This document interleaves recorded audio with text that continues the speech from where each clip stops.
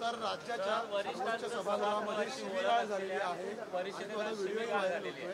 कशा प्रकारे बघता विरोधी पक्ष नेत्याचे सर्वोच्च पद आहे विरोधकांमधलं त्यांच्याकडून शिवीगाळ झाली. आज विरोधी पक्ष नेतेपदी विधान परिषदेत बोलताना ज्या पद्धतीची शिवीगाळ सन्माननीय सदस्य प्रसाद लाड आणि भारतीय जनता पक्षाच्या आमच्या विधायकांना दिली आणि त्यांनी एका अर्थाने विधान परिषदेच्या उज्ज्वल परंपरा असलेल्या विरोधी पक्ष नेतेपदाला काळीमा फासला. विरोधी पक्ष नेत्यांचा आम्ही जाहीर धिक्कार निषेध करतोय.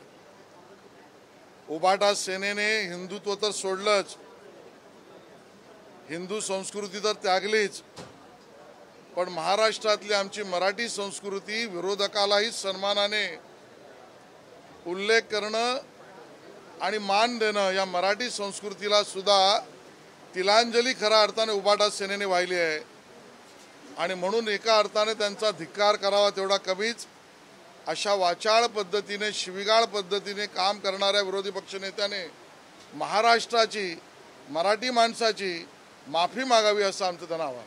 क्रिकेटमध्ये वर्ल्ड कपला हरल्यानंतर भाजपवरती टीका करण्यात आली होती विरोधकांकडून, मात्र तोच संघ आता T20 मध्ये जिंकल्यानंतर तुमच्या आणि संघाच्या अभिनंदनाचा प्रस्ताव पण या ठिकाणी मंजूर करण्यात आला नाही. जे लोक निवडणुकीमध्ये विश्वचषक भारत जिंकू शकला नाही म्हणून भाषणात उल्लेख करत होते, त्यांच्या बुद्धिमत्तेची चाचणीच केली पाहिजे. त्याही वेळेला ते असंबद्ध बोलत होते.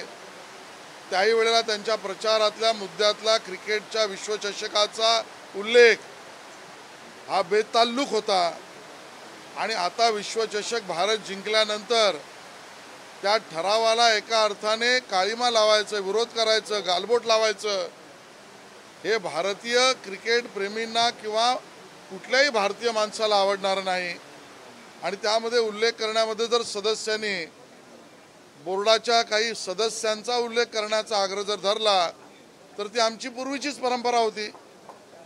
बोर्डाचे ज्यावेळेला सन्माननीय अध्यक्ष राष्ट्रवादी काँग्रेसचे तत्कालीन अध्यक्ष होते त्यावेळेला त्यांना पण आपण सन्मान दिला.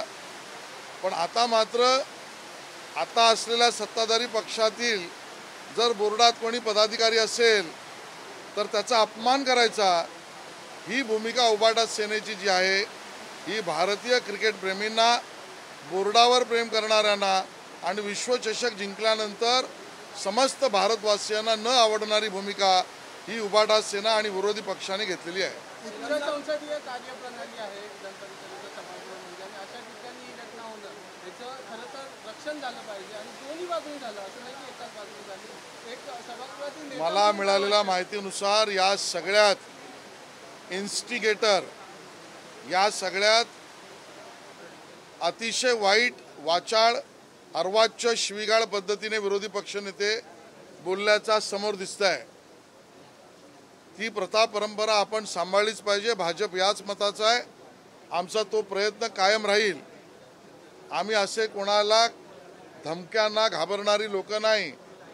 प्रथा परंपरा संस्कृती महाराष्ट्र आणि मराठी माणसाची संस्कृती हे जपणारे आम्ही आहोत. अन्य भाषेत बोलणाऱ्यांना लाल मातीत लोळवायला आम्ही कमी करणार नाही. अशा भाषेमुळे किंवा या घटनेमुळे महाराष्ट्रातील राजकीय संस्कृतीचा दर्जा घसरतो असं वाटत नाही का तुम्हाला? मी त्यावर भाष्य केलंच आहे.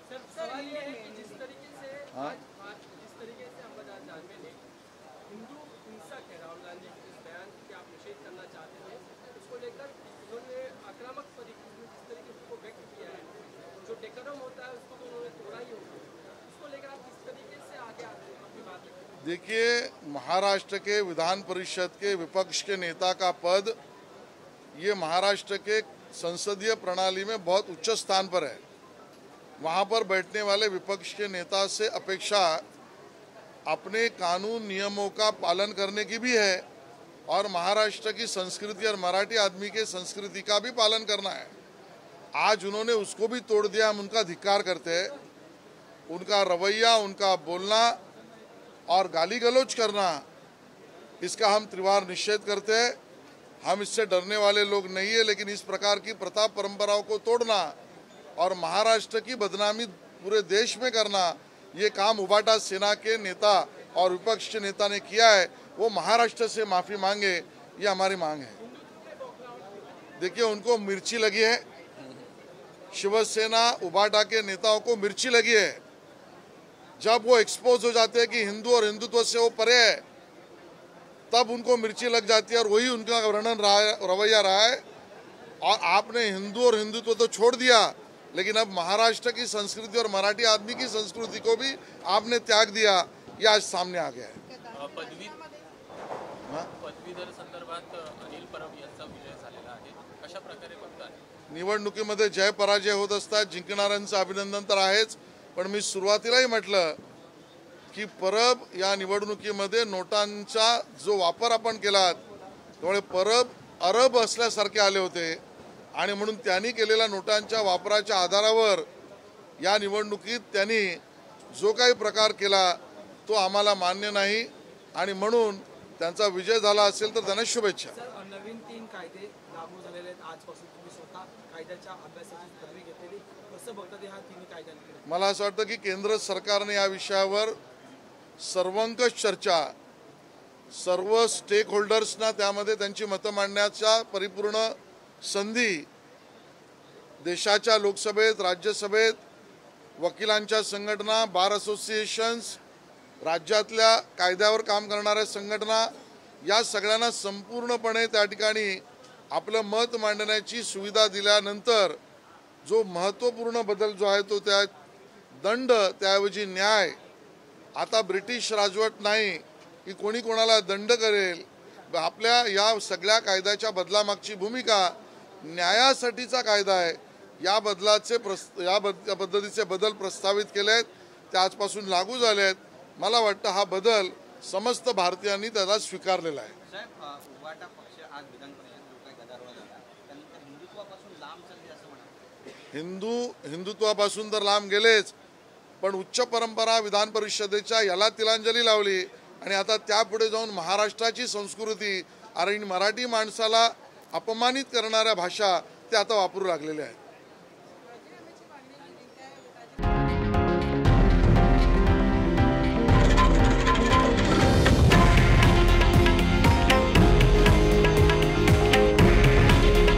हे आहे देशातील नंबर 1 न्यूज नेटवर्क आणि आपण पाहत आहात TV9 मराठी।